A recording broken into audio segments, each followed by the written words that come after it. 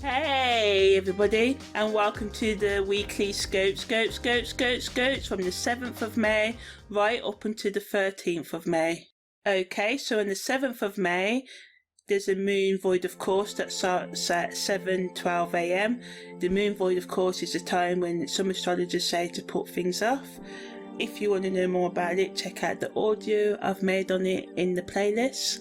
Also today the moon leaves Via Combusta, so it comes out of the fiery way. So if you have been feeling more intense over the past couple of days, this energy is going to ease up now. Additionally, on the 7th of May, Venus makes a quincunx to Pluto, so we may feel as though we're being pulled towards others as if compelled by some hidden force, so like a fly to the light sort of feeling. This can bring about intense sexual tension and even obsessive behaviours and thoughts, leading to us being romantically excessive and being maybe unethical, so make sure you do not cross over people's boundaries right now. There can also be scenes of jealousy and power struggles in our emotional lives. The biggest pro of this transit includes the potential for deep and transformative experiences in our relationships and the opportunity for introspection and growth, especially if we cross someone's boundaries. They let us know, and then this gives us a chance to change our behaviours. Also, it may bring our hidden repressed desires and underlying psychological and emotional issues to the surface, so this also allows for us to sort of like confront them, understand them and heal and manage them. Negatively, this transit can make us more destructive, manipulate others or be manipulated, and also again make us lack a clear sense of boundaries in our relationships that can bring emotional challenges, and also just make us argue, or some of you through criminal charges and that, so just watch out for this sort of aggressive play out of this energy. So it's important to use caution and self-awareness during this transit, and to approach it with mindfulness and a willingness to examine your deep-seated emotions and desires. It's also a great time to be more honest with yourself and others, be more authentic in your relationships, especially the one that you should be having with yourself. And it's helpful to be aware of the pitfalls this energy brings, so you can take steps to avoid destructive behaviour and thoughts and using manipulative tendencies and behaviours to get what you want, and also being aware that others may be doing this. If you approach this transit with balance, it can lead to some profound personal growth or spiritual growth for some of you. On the 8th of May, the moon enters Sagittarius at 2:40 p.m. So this energy can make us feel more optimistic, open for adventure and expansion, encourages us to explore new horizons, new things, and seek out new experiences. Also, some of you may embrace your sense of adventure more and take more risks in your personal or professional lives, because this placement brings a sense of freedom and independence, allowing us, if you want to, break free from your limited beliefs and relationship patterns and behaviours as well, or anything else that's holding you back. But we have to watch out, because this energy, Sagittarius, is known for being a bit impulsive and reckless and taking risks without fully considering the consequences, which sometimes can have good consequences but a lot of the times can have bad ones. So just watch out for that, as this not thinking before you act can cause problems down the line. It's a valuable energy to use to balance our desire for adventure with a sense of responsibility and awareness of our actions. So take risks, but make sure they're well thought out, and you think about not only other people's boundaries but your own personal sort of like strengths, as well as your weaknesses and limits as well. The best use of this energy is to embrace the spirit of adventure and stay grounded and mindful of your choices. So broaden your horizons and expand your knowledge, and take steps towards achieving your goals and aspirations as well. Also today the sun makes a conjunction to Uranus, so again this amplifies the energy of making sudden and unexpected changes or unexpected events can change the course of some of your lives forever, which can be a good or bad thing, but really even the negative things are good. This can both be thrilling and unsettling at the same time, so it's useful to be open-minded and flexible, as it's likely that any plans that you have at this time may change last minute, so be cautious. Also watch out for being too impulsive, making quick movements, driving too fast, road rage and all of that, and make sure you stick to safety precautions, use things in the ways that they're meant to avoid any accidents as well. Some of you may have a strong urge to reform and bring new things into existence, so it's a good time to start new projects right now or pursue a new passion or career. For some of you, this transit can be highly inspirational and motivating, making it easy for you to break out of old patterns and try something new as well. It can also bring to your attention on the public level charismatic leader or individual who is making waves in their field, so just watch out for being taken in by negative charismatic people that may not actually be really leading you to the right way. But for some of you, this person can galvanize, invoke a change in you as well. But make sure you do your research to make sure you're not joining a cult, because there's a cult being created every day. Overall, the key to making the most of the Sagittarius moon and the sun conjunct universe is being open to new things and change, but also to being mindful of safety and research while trying new things as well. On the 9th of May, there's a disseminating moon, and this phase occurs roughly 1 week after the full moon. We had the full moon on the 5th of May. So during this phase, the moon appears to be shrinking in size and is illuminated on the left side. The disseminating moon is often associated with sharing knowledge and ideas with others, and is a time when we should be focused on spreading positivity and being more generous. And one of the main benefits of the disseminating moon phase is its emphasis on communication and collaboration. So it's a great energy to share your ideas and connect with others and share your interests as well, and be generous with your time and resources, as well as giving back in healthy ways to your community and friends and family, making people know how you feel about them, giving yourself some self-care and praise as well. But be mindful of overcommitting and spreading yourself too thin, because there's a tendency to be scattered and focused in this phase. So it's fundamental to try and stay as grounded as you can, prioritize your goals as well. So overall, the best use of this energy is for growth and expansion, but also to remain balanced and set the intention to use this energy for its best, rather than just let the opportunity pass you by. Also today, Mercury makes a sextile to Saturn, so this can bring about a sense of practicality and efficiency in our daily lives. This transit is known to enhance our ability to focus and concentrate on tasks, making it an optional time to tackle tedious or complex projects.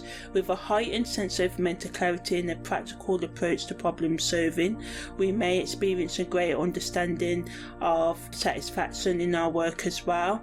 And on the negative end, it can cause us to be more critical in our thinking and attention to detail, so we can criticize others as well, and criticize ourselves because we overanalyze and seek perfection when there's no such thing as well, and becoming too focused on the small details without looking at the bigger picture as well. For some of you, this transit may not be the best time for doing creative things or doing brainstorming sessions, as it's more of a practical energy, but also it can help us be more practical in our creative expression as well, and more structured in our imaginative thinking and how we go about bringing in new ideas as well. But overall, this energy can be incredibly beneficial for tasks that require discipline and a systematic approach, so all forms of research, maths and stats and computer engineering and code writing and all of that as well. So ideally, use this energy to focus on the details without getting too drilled into them, and take a practical approach to your work, and this will lead to greater productivity and success. Also on the 10th of May, Mars enters Cancer, so I've put this in a separate audio, so look for it in the playlist or check out the link. Also the Moon enters Void of Course at 9:20 AM, and then it enters Capricorn at 5:19 PM. So on one hand, this transit can bring a sense of groundedness and practicality, as Capricorn is an earth sign known for its ambitious and focused energy. This can be a great time to focus on long-term goals and work hard to achieve them. The Moon in Capricorn also brings a sense of responsibility and discipline, which can be helpful for staying on task and getting things done.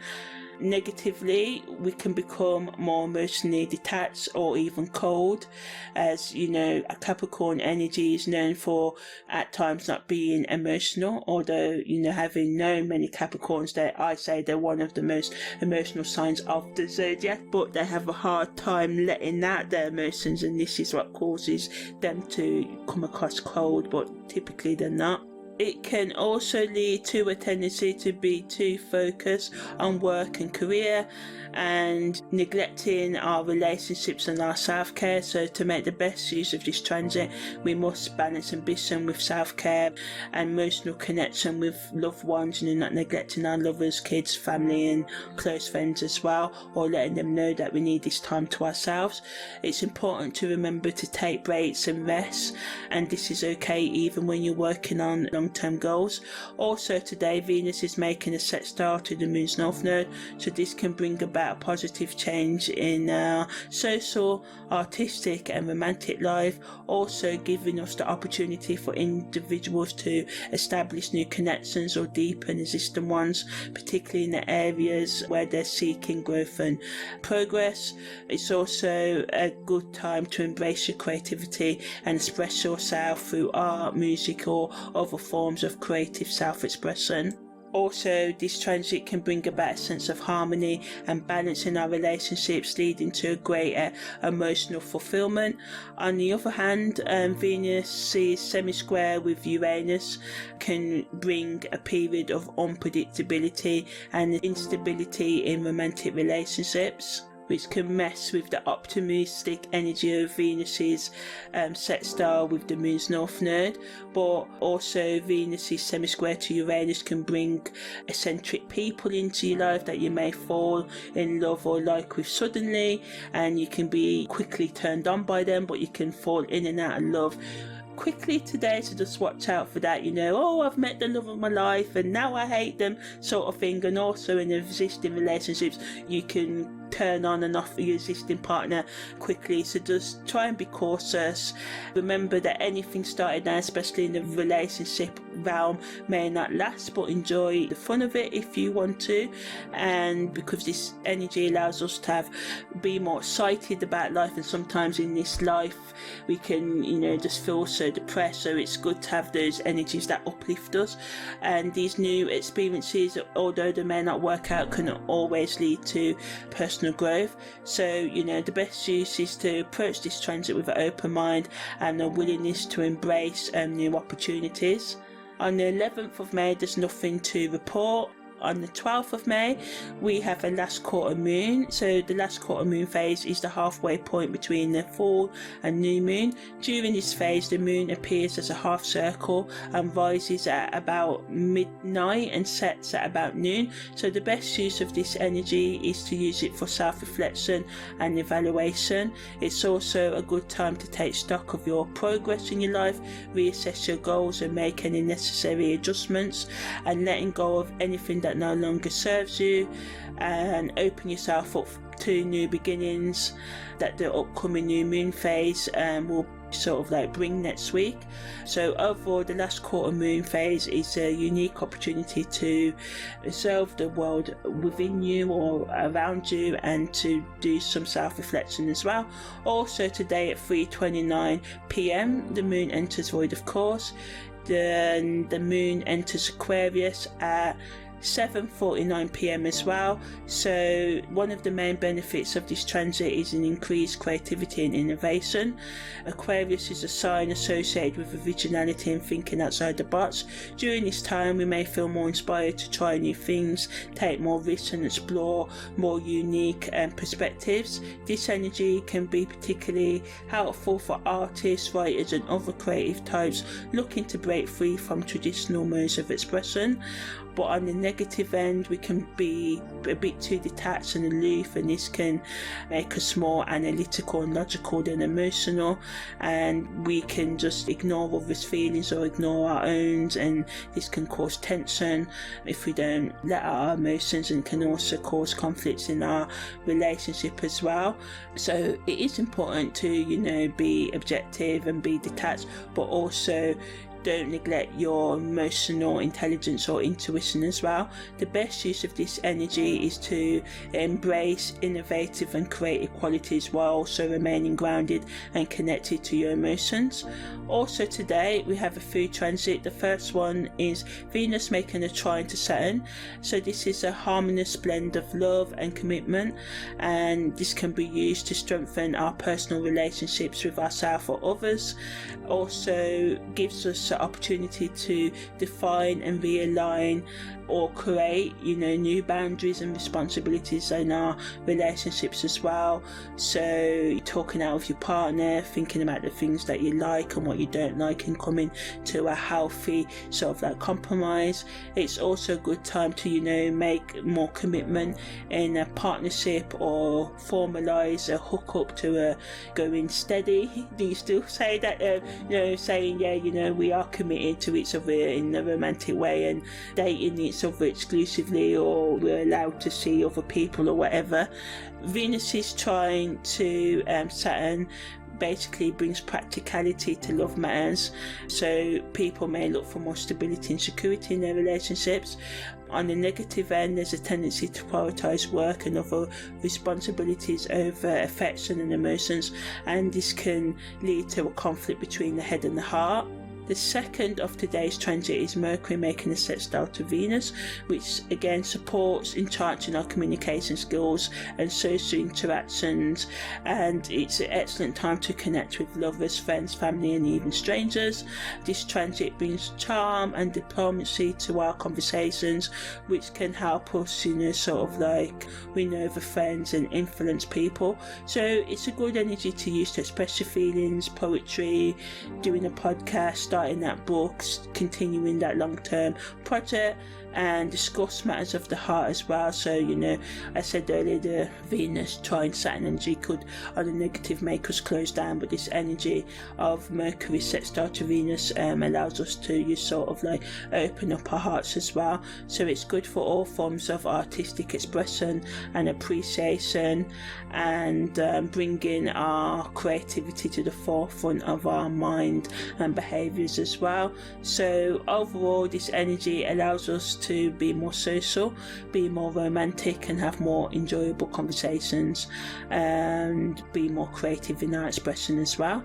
On the 13th of May, there's two transits. Mars is making a trine to Neptune, so this can bring a sense of calm and relaxation to our physical and competitive drives.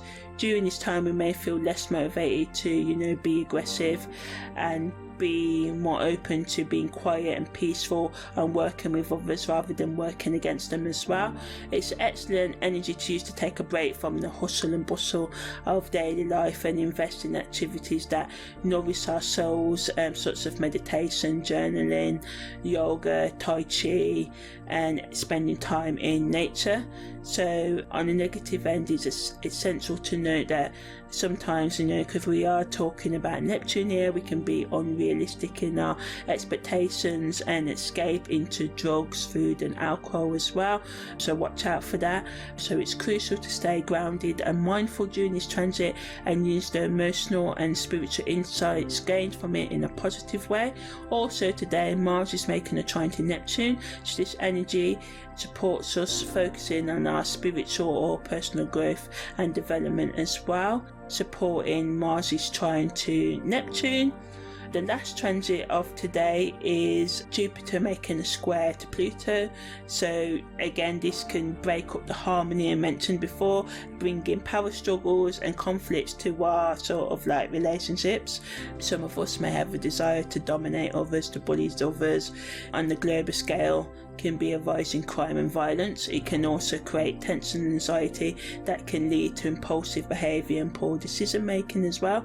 So it's important to use this energy productively and put it towards a transformation and growth, rather than, you know, tearing others down or being too hard on yourself as well. All in all, Jupiter square to Pluto pushes us out of our comfort zone and can force us to confront our fears and limitations. Some of you may find yourself questioning your beliefs and values, leading to a deeper understanding of yourself and the world around you, leading you to change your beliefs and upgrade them with new ones. Stay grounded, maintain healthy boundaries, and also resist the urge to, you know, engage in power struggles or act impulsively, because deep down you may be doing this to avoid your stress and anxiety. So try get to the root cause of your anger if you feel anger, or if you feel like you need to bully, or if you feel like you can't stand up for yourself if someone's crossing your boundaries. Ask yourself why you do this. So focus on inner transformation and use this time to reflect on your own personal growth, goals and priorities as well. If you do so, you can emerge stronger and more self-aware. So yeah, that was the weekly scopes from the 7th to the 13th of May.